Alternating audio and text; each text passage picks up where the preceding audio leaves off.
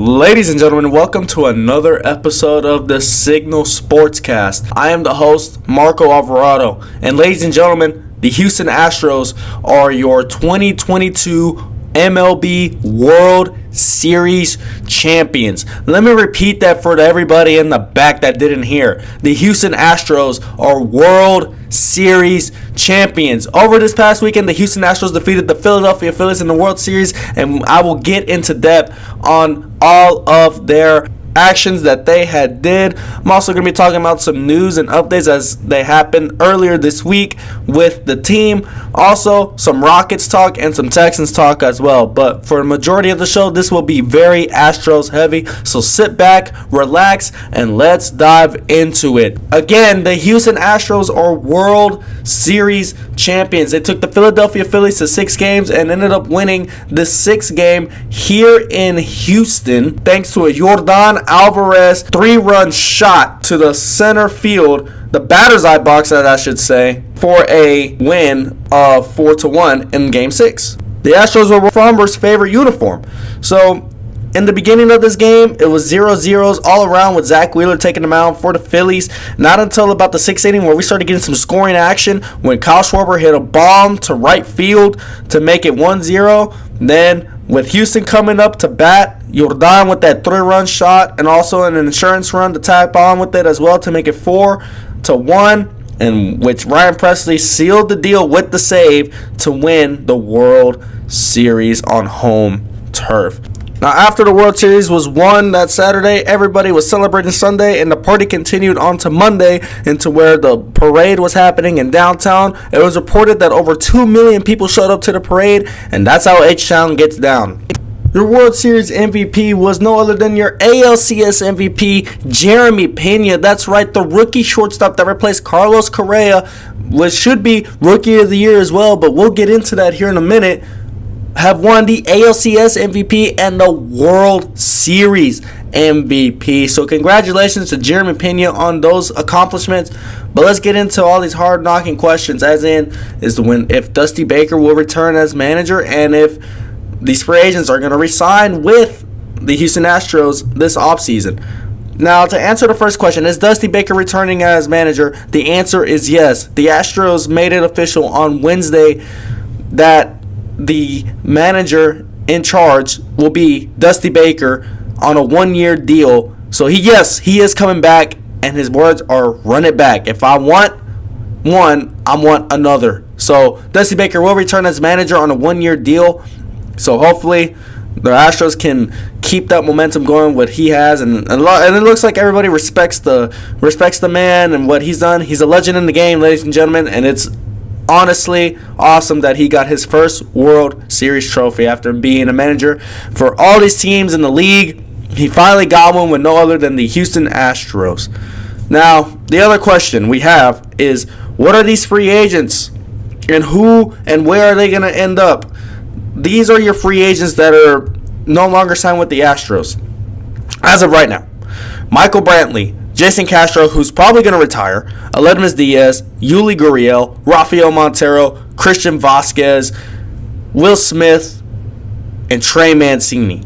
Now, the 3 players that they had acquired in the trade from this past trade deadline this past season, they are all free agents. They had options that they were declined, so now they could go explore the market and go to other teams.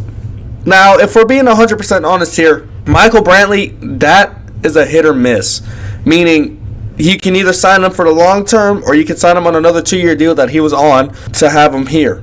Another deal that could go left or right is Yuli Gurriel. Yuli Gurriel is approaching 39 years old. He's at first base, and him and Brantley have voiced that they have wanted to spend the rest of their careers in Houston, but for the time being, James Click is not here at the moment. He is no longer under a contract with the Houston Astros.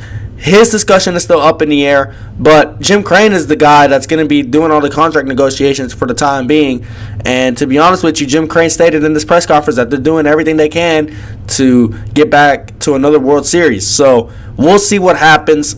Rafael Montero, I feel like he should come back. That's another key guy that the Astros had in their bullpen whenever they had acquired him with the Seattle Mariners a couple years ago.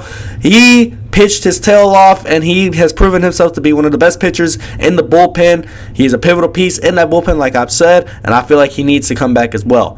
Aledmys Diaz, hey, good utility player. I'd give him the veterans minimum deal on a 1 to 2 year deal. Not like the same deal like Michael Brantley and Yuli Gurriel. I'd give them much more money. But for Aledmys Diaz, I think if he really wants to come back in an Astros uniform, take the veterans minimum deal. Christian Vasquez, he needs to be resigned. It's either him or Wilson Contreras, because Wilson Contreras is another key free agent that the Cubs are letting him walk. I mean, he was trade bait. I mean, for instance, there was a scenario in where the Astros almost required him for Jose Urquidy at the trade deadline, but stuff didn't fall through with the trades. So that's another guy to look out in the market in case Vasquez decides to move forward with his career without the Astros. I could see Wilson Contreras being a good guy to have alongside Martin Maldonado, but I have Christian Vasquez. He knows this system well. He won a ring with us. Why not sign him back? He has a good bat, and he also came in at clutch moments as well in the and not only postseason but in the regular season as well. He had some good times with us here in Houston. Now, Will Smith, he can walk. He was acquired from the Atlanta Braves for Jake Odorizzi. He can walk, honestly. Jason Castro, like I said, he's known for retiring this season. And, it's always good to have a ring with you whenever you end the season. Yeah, you end your career with a ring, that's not bad. That's not bad at all. Now, keep in mind, the Astros do not have a general manager, which is James Click. Dusty Baker's the manager of the team, which is in the dugout, serving as like the head coach, quote unquote, but the general manager deals with all the contracts and everything else front office wise. And right now the Astros don't have nobody in the front office to do all those negotiations except for the owner, and I feel like the owner is really trying to scramble around, try to get James Click back into the Astros picture. So let's see what happens. There's not much we can really say for the time being, but for the moment, savor in the World Series win. It's been years since we've last won in 2017, and the Astros finally did it. Nobody can say nothing about the Astros cheating scandals or anything like that ever again, because I feel like this title was a shut your mouth type of title in which where the Astros proved to not only Houston but to the whole baseball world in general that they did it the clean and hard way, and this ball club was good from opening day all the way up to October. They didn't lose a game in the postseason until game 1 of the World Series. Think about that. Remember, they swept Seattle, they swept New York, the Yankees. Yeah, New York, hi, y'all got swept by the Astros. Come World Series, they only lost 2 games, which is insane. They lost 2 games this whole postseason. That's insane. That is insane. That should tell you how much this ball club was really well managed and well rounded as well.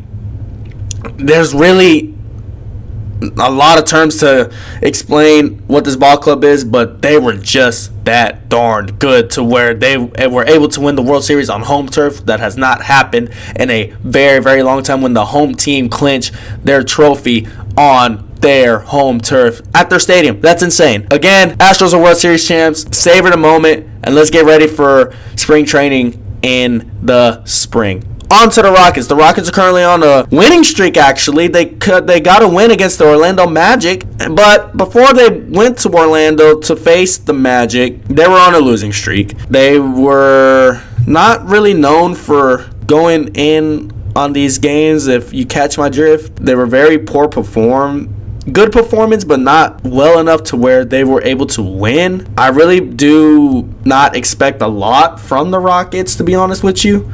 But this is what you get with a team that's nothing filled with rookies and little veterans. So this is what their games have been looking like lately. They've only won 2 games. One with Utah and one with Orlando. But between those 2 games, they beat Utah, had another game with Utah and lost 109 to 101. Went to Portland, lost 125 to 111. Then went to Phoenix, It was a close game in Phoenix, believe it or not, but still ended up coming with a loss, 124-109.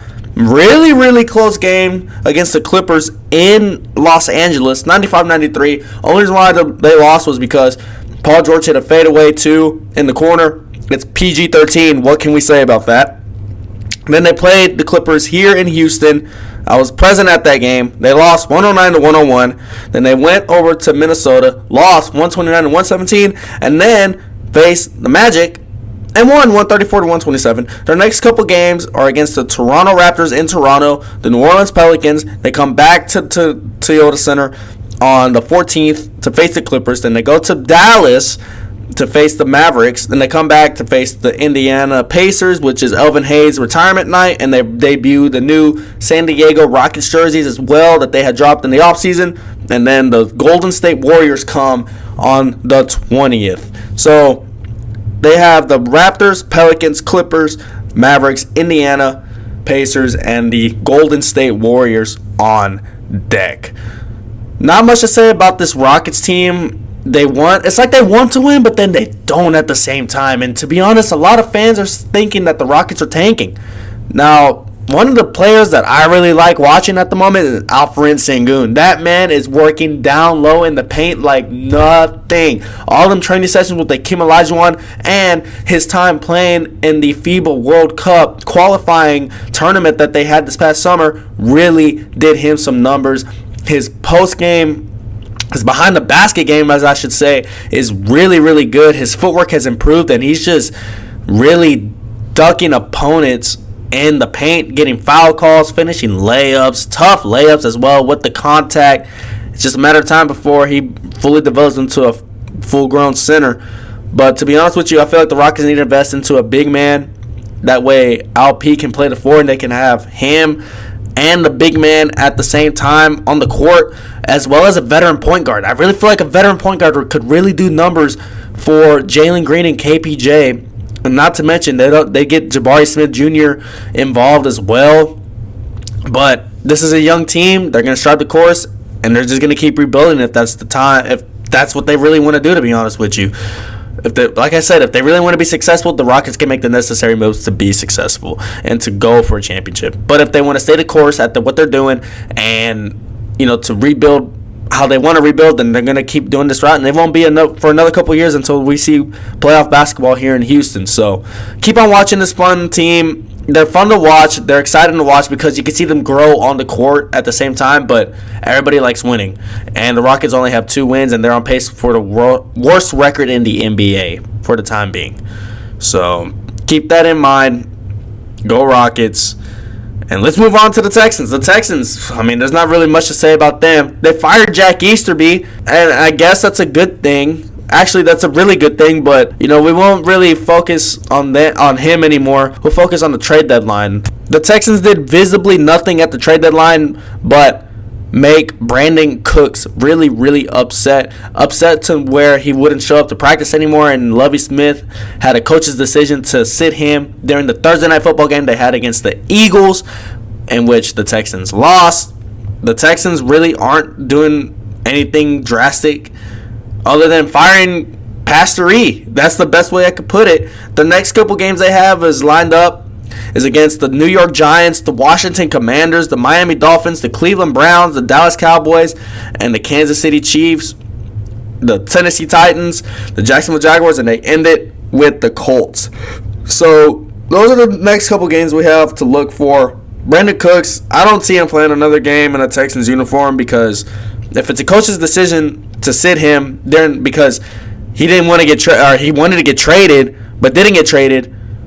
Shoot, if I was him, I wouldn't want to be here anyways. He basically took the heat for a team that was going through drastic stuff through Jack Easterby, and now since Easterby's out, he doesn't have to take that heat no more, but he wants to win at the same time, so why wouldn't you want to get traded? We'll see what Nick Cassero has up his sleeve this offseason, but don't expect the Texans to do anything more drastic. I say go with a new quarterback, plain and simple. Again, I'm going to reiterate, I really feel like Davis Mills is really not the guy to be with. He isn't good. Everybody had faith in him that was a Texans fan in the offseason, but yeah, I think that's long gone, to be honest with you. But like I said, football's football. We're going to see what the Texans do, and hopefully they improve. This has been the Signal Sportscast. I'm Marco Alvarado, and make sure to tune in on our YouTube channel where this is posted, and all our other social medias at UHCO The Signal. Tap in with us, Instagram, Facebook, TikTok. We like to hear your feedback, and we love to interact with y'all. Again, this is Marco Alvarado, and this has been the Signal Sportscast.